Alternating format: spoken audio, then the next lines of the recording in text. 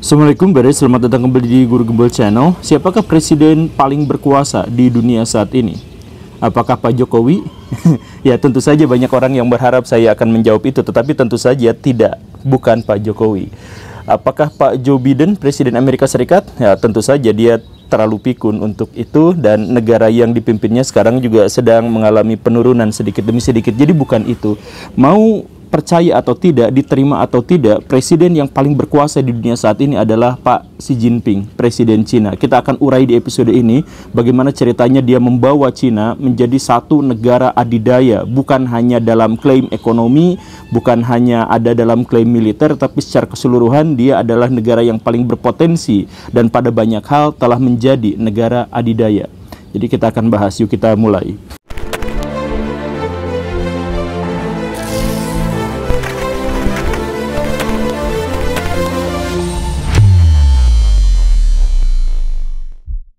Menjadi negara maju dan menjadi negara adidaya itu adalah dua hal yang sangat berbeda. Menjadi negara maju itu berarti kita harus melibatkan pemberlakuan hak asasi manusia di satu negara tertentu dan kemudian menghitung indeks kebahagiaan masyarakat tertentu dalam sebuah negara, maka kita akhirnya menemukan salah satu indikasi terkuat disebut sebagai negara maju. Begitu. Sedangkan untuk menjadi negara adidaya, kadang-kadang dua elemen yang tadi itu harus kita singkirkan dulu, karena yang paling penting dari negara adidaya itu adalah bagaimana kekuatan ekonominya dan kekuatan militernya itu bisa mempengaruhi bukan hanya pada elemen-elemen domestik tetapi juga pada seluruh dunia. Semakin besar pengaruhnya terhadap seluruh dunia, semakin besar kriteria-kriteria adidaya itu tercantum pada satu negara. Begitu.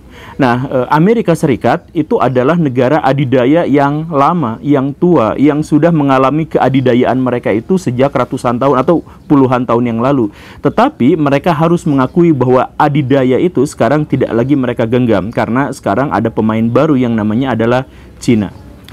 Elemen-elemen kunci dari industri-industri besar dan pokok di Amerika Serikat dan di Eropa itu sekarang sedikit demi sedikit sudah banyak yang dipindahkan ke Cina, atau Cina membuatnya sendiri untuk identitas mereka sendiri. Nah, karena itu maka Cina dalam hal ini mengalami sesuatu yang agak membingungkan untuk analis-analis konservatif, bahwa ternyata Cina yang sangat komunis itu, negara komunis terbesar di seluruh dunia, ternyata justru menjadi sangat-sangat maju ketika kapitalisme diterapkan di sana.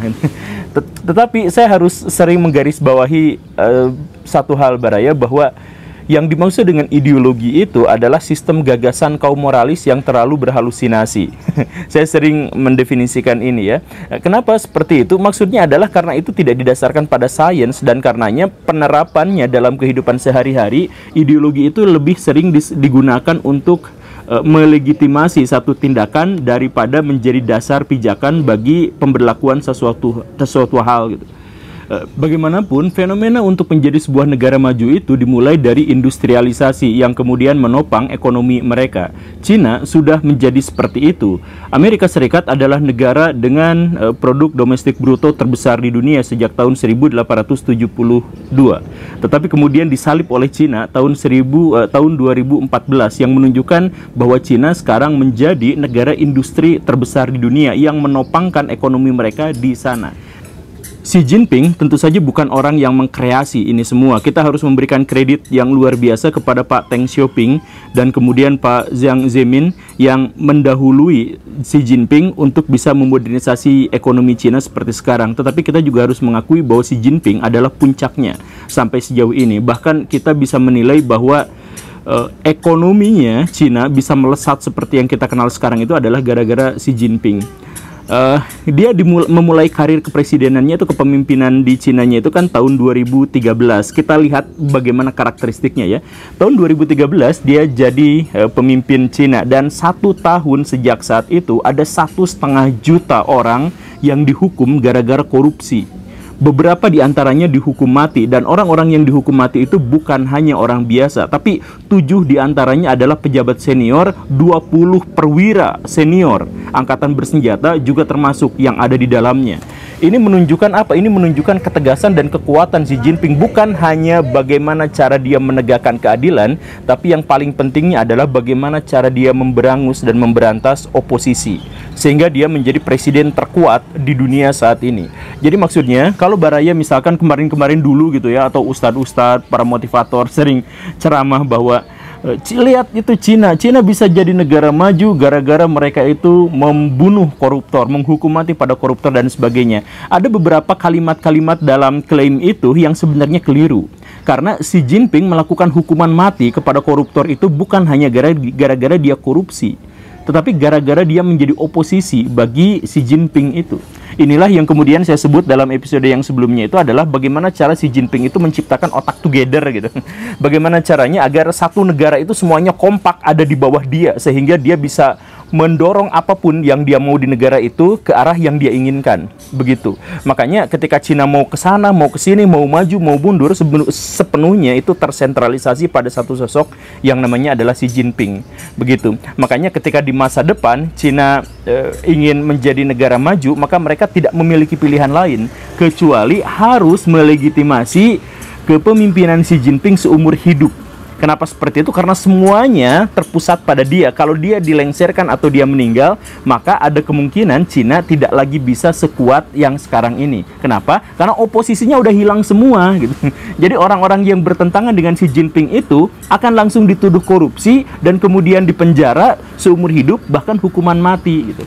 Jadi jangan menjadi naif ketika Cina maju gara-gara membunuh atau menghukum mati para koruptor. Ya gak seperti itu juga. Hukuman mati itu hampir di semua negara yang melakukannya itu biasanya dikaitkan dengan urusan-urusan politik dan ideologi. Maka setelah tahun 2018 dia mendapatkan kesempatan untuk 3 periode gitu ya berkuasanya, dan setelah itu pun muncul istilah seumur hidup dan sebagainya, dan itu diterima oleh Partai Komunis, diterima oleh semua elemen dalam masyarakat Cina. Maka kita harus akui bahwa kesetujuan Xi Jinping untuk diterima menjadi presiden seumur hidup adalah kesetujuan masyarakat yang terpaksa, karena masyarakat yang tidak setuju pimpinan-pimpinannya udah hilang semuanya. Begitu. Dan apa yang didagangkan oleh Xi Jinping itu berbeda dengan apa yang didagangkan oleh pemimpin-pemimpin Cina sebelumnya.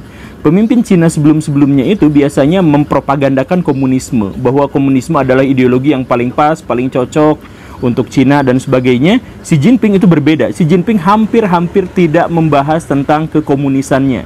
Yang dia jual itu adalah nasionalisme. Yang dia jual lebih banyak ke Konfusianisme atau tradisi-tradisi kuno Cina. Tradisi Cina yang sangat besar, yang sangat megah, yang sangat agung, yang kemudian dihancurkan oleh kolonialisme barat, sehingga kita terpuruk dan kemudian akhirnya kita memiliki kesempatan untuk membalik kondisi. Maka sama seperti bahan bakar untuk majunya Jepang, Cina pun membawa-bawa kolonialisme, membawa masa lalu barat gitu. Bahwa kami dijajah sama barat, maka visi utama kita sekarang adalah membalik dunia. Bagaimana caranya kita bukan hanya lepas dari penjajahan barat, tapi kita menjajah balik negara-negara barat. Maka orang-orang Cina tuh sekarang semangat untuk belajar teknologi barat, semangat untuk belajar bahasa Inggris dan sebagainya, bukan untuk apa-apa, tapi untuk nasionalisme mereka, agar nasionalisme mereka itu menjadi kuat dan akhirnya menjajah negara-negara barat yang dimaksud itu. Begitu. Dan ini pula lah termasuk karena yang dijual itu adalah nasionalisme bukan komunis, maka salah satu indikasinya adalah Cina mengklaim Laut Cina Selatan menjadi miliknya. Kenapa Laut Cina Selatan menjadi milik dia, walaupun dalam berbagai perjanjian tidak seperti itu? Ya, alasannya adalah sederhana, karena pelaut-pelaut Cina dulu suka cari ikan di situ gitu. Maka itu langsung diklaim sebagai, ya tapi kan kalau sudah masuknya level nasionalisme, maka semua orang akan menjadi sependapat. Oh iya, ini kan pelayar-pelayar kami dulu, nelayan-nelayan kami cari ikannya di Laut Cina Selatan, maka ini menjadi wilayah kami. Walaupun nanti harus berbenturan dengan misalkan Filipina berbenturan dengan Malaysia dan yang seperti itu, ya Cina nggak takut. Karena apa? Karena demi nasionalisme kami akan kalahkan, kami akan hancurkan, kami akan tegakkan kedaulatan nasionalisme kami di wilayah kami, di negara kami. Begitu kan ya? Ya karena yang dijual itu bukan komunisme, tetapi yang dijual itu adalah nasionalisme. Dan era kejayaan Xi Jinping kemudian benar-benar dicatok ketika Amerika Serikat mengangkat tahun 2017 Donald Trump sebagai presidennya. Banyak orang yang mispersepsi terkait dengan Donald Trump. Jadi kan Donald Trump itu punya slogan gitu, Make America Great Again gitu ya. Bikin Amerika Serikat kuat lagi. Kuat lagi itu dikiranya bahwa Amerika Serikat itu akan menjadi negara adidaya seperti sebelumnya, mengontrol ekonomi global seperti sebelumnya, atau mengontrol kekuatan militer dunia seperti sebelumnya dan sebagainya. Tapi sebenarnya yang dimaksud dengan Great Again menurut Donald Trump itu adalah bahwa dia akan fokus pada urusan-urusan domestik untuk menyelesaikan masalah-masalah internal Amerika Serikat daripada ngurusin negara-negara yang ada di luar sana gitu. Jadi sebenarnya ketika Xi Jinping berusaha sedikit demi sedikit untuk menancapkan kekuatan Cina di dunia internasional, Amerika Serikat justru malah menarik kekuatan dan pengaruhnya di dunia ke dalam negerinya, karena di dalam negerinya ada masalah-masalah yang lebih krusial dan lebih urgen begitu. Makanya ketika misalkan Donald Trump digantikan oleh Joe Biden, maka agendanya selalu sama. Agendanya adalah bagaimana caranya agar Amerika Serikat menarik sedikit demi sedikit urusan luar negerinya ke dalam negeri. Makanya di PBB dia tidak lagi menjadi lebih kuat gitu ya. Misalkan dulu kan ketika Palestina ingin merdeka, itu lebih banyak negara-negara yang pro terhadap kemerdekaan Palestina daripada menganggap bahwa Palestina itu tidak ada gitu. Nah itu kan Amerika Serikat marah-marah kesana kesini, tetapi kan kemarahan Amerika Serikat itu tidak terlalu diwaro gitu. Kenapa seperti itu? Yaitu karena pengaruh Amerika Serikat itu sekarang sudah menjadi semakin kuat, semakin lemah. Di lembaga-lembaga di bawah naungan PBB, Amerika Serikat juga menjadi sangat-sangat lemah begitu. Ya karena Amerika Serikat fokus ke dalam negerinya. Nah, termasuk juga tahun 2001 kemarin itu, ketika Joe Biden baru naik, terus Afghanistan kan kemudian diambil alih kembali oleh Taliban. Dan pasukan Amerika Serikat pada waktu itu kan lari kocar-kacir. Banyak orang-orang yang percaya, wah Taliban luar biasa mengalahkan Amerika Serikat, sama seperti Vietcong mengalahkan tentara Amerika Serikat dan sebagainya. Tapi kan masalah utamanya sebenarnya bukan itu. Masalah utamanya adalah Amerika Serikat sudah tidak berhasrat lagi setinggi sebelumnya untuk ngurusin urusan luar negerinya, untuk ngurusin dalam negeri orang lain. Ekspansi dan invasi mereka di dunia militer itu sekarang sudah tidak sekuat dan tidak segahar seperti sebelumnya, karena mereka fokus dalam negeri. Yang menggantikan perannya itu sekarang adalah Cina. Makanya ketika Taliban berhasil mengusir tentara Amerika Serikat dari Afghanistan, maka program pertama orang-orang Taliban itu adalah ngontak orang-orang Cina untuk kemudian menjalin komunikasi bagaimana perdagangan, bagaimana politik, bagaimana militer dan sebagainya gitu. Nah, sekarang kan Cina udah benar-benar menempatkan pengaruhnya itu di banyak wilayah di seluruh dunia. Misalkan dia bikin obor gitu, yang sekarang namanya BRI itu ya, yang bikin jalur dari Cina sampai ke Eropa, sampai ke Afrika, melalui Asia semuanya. Dan itu semuanya dibanjiri oleh produk-produk Cina, dibikinin infrastruktur di sana gitu ya.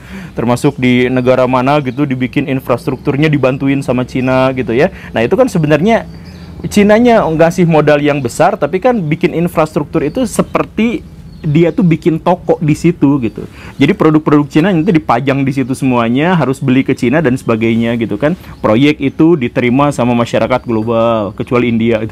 Kemudian bahkan masuk ke Amerika Serikat kan. Cina sekarang itu lagi bikin proyek atau mega proyek bikin jalan dari Cina ke Amerika Serikat lewat jalan darat.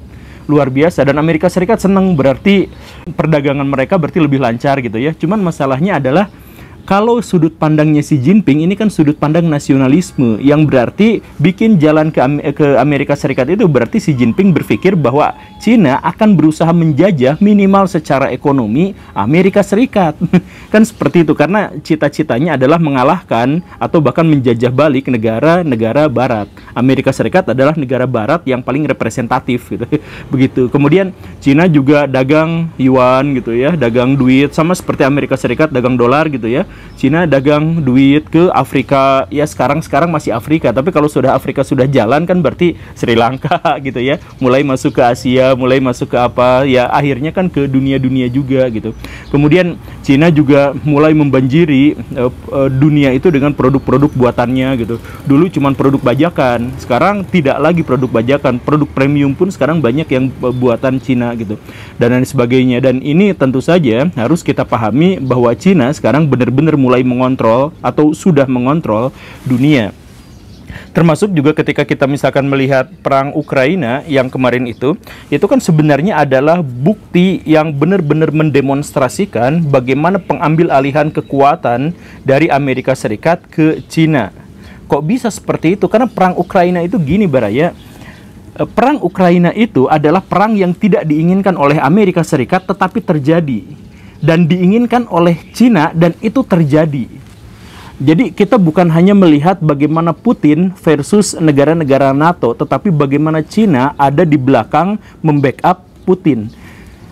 Kan dulu di episode yang ini, ketika pada waktu itu perang Rusia dan Ukraina hanya masih dalam bentuk eskalasi, saya katakan bahwa Rusia itu kemungkinan kecil nyerang Ukraina kecuali mereka memiliki sesuatu di belakang yang tidak kita ketahui sekarang. Saya katakan kan begitu. Karena apa? Karena kalau terjadi serangan Rusia terhadap Ukraina, maka negara-negara NATO dan Amerika Serikat tidak akan melakukan perlawanan secara militer dengan senjata, tetapi akan berperang melawan Rusia dengan kekuatan ekonominya, sanksi ekonomi dan sebagainya. Nah, Rusia akan kolaps kecuali Rusia memiliki sesuatu di belakangnya.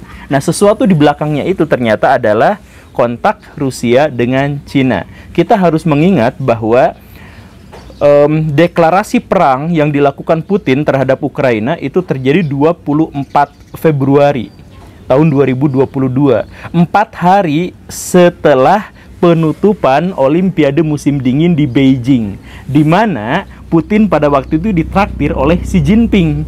Gitu. Jadi kurang lebih terjadi dialog seperti ini. Putin ngobrol sama Xi Jinping. Ping, ini orang-orang NATO itu sudah benar-benar kurang ajar, sudah melewati batas, sudah merusak kedaulatan saya di Eropa. Maka saya mau nyerang Ukraina saja untuk bisa mempertahankan kedaulatan saya. Tapi pasti mereka itu akan nyerang saya secara ekonomi. Gimana nih? Terus kata Xi Jinping, kalau mereka merusak atau mengembargo Rusia, maka minyak dan gas Rusia silahkan kesayahkan, saya beli kontan. Begitu. Nah, Rusia pada waktu itu, oke, kalau sudah seperti itu berarti saya siap nyerang Ukraina. Karena apa? Karena seandainya terjadi sanksi ekonomi dari negara-negara barat, maka Cina sudah bisa membackup-nya. Maka ketika terjadi perang Ukraina itu, saya pikir Putin sengaja mengawet-awet perang itu karena perang itu memberikan keuntungan yang luar biasa kepada Rusia. Bukan hanya dia bisa pamer kekuatan, bukan saja dia bisa menunjukkan kepada dunia bahwa NATO dan Amerika Serikat ternyata tidak berani melawan dia. Yang lebih pentingnya lagi adalah bahwa perang itu justru malah memberikan keuntungan yang besar. Karena apa? Karena setelah diembargo krisis energi di seluruh dunia, maka harga BBM dan gas alam itu menjadi naik yang dari mana-mana itu, dan akhirnya dia bisa jual dengan harga yang lebih tinggi. Dijualnya kemana? Kan ke Amerika Serikat sama ke Rusia, ke Eropa malah menyusut. Ya, dijualnya adalah ke Cina. Maka Rusia dapat untung besar dengan kenaikan BBM itu, kenaikan gas alam dan sebagainya itu. Dan Cina sekarang juga memiliki sumber daya energi yang jauh lebih besar dari sebelumnya, karena supply yang seharusnya diserahkan kepada Eropa malah diserahkannya kepada Cina. Jadi bahan bakar Cina menjadi semakin besar, Rusia untung besar, Amerika Serikat kolaps, Eropa sekarang lagi ngalamin krisis yang sangat luar biasa buruk, dan orang-orang Indonesia malah teriak ura, ura. Ini sebenarnya parah sih. Dan di sini kemudian Xi Jinping berperan lagi. Dia mengeluarkan sebuah kebijakan yang mirip sekali dengan Marshall Plan ketika Amerika Serikat baru menuntaskan Perang Dunia II dulu itu, yaitu bahwa Xi Jinping menjanjikan akan menggelontorkan uang ke seluruh dunia 1 triliun dolar untuk membantu negara-negara apa dan sebagainya. Yang sebenarnya kalau untuk membantu negara-negara itu kan menjerat mereka dengan ekonomi, kan menjerat mereka dengan utang, dan akhirnya Cina dapat semacam investasi yang lebih besar keuntungannya untuk masa depan gitu kan. Ini yang dilakukan oleh Amerika Serikat setelah Perang Dunia Kedua, dan ini yang dilakukan oleh Cina. Tetapi Cina luar biasa besar karena uang yang dikeluarkan atau yang dijanjikan itu sekitar 1 triliun dolar. Sedangkan Amerika Serikat saja dalam Marshall Plan-nya kalau dikonversikan ke dalam ekonomi sekarang itu hanya sekitar 140 miliar dolar gitu. Jadi Cina itu benar-benar akan semakin menggigit dan semakin mencengkram dengan gerahamnya ekonomi global. Apakah Indonesia memiliki kesempatan untuk bisa keluar dari situ, atau Indonesia bahkan memanfaatkan momentum itu untuk menjadi lebih maju? Ya, kita lihat saja ya. Semoga memang bisa seperti itu. Terima kasih karena sudah menyimak. Saya Guru Gembul. Assalamualaikum warahmatullahi wabarakatuh.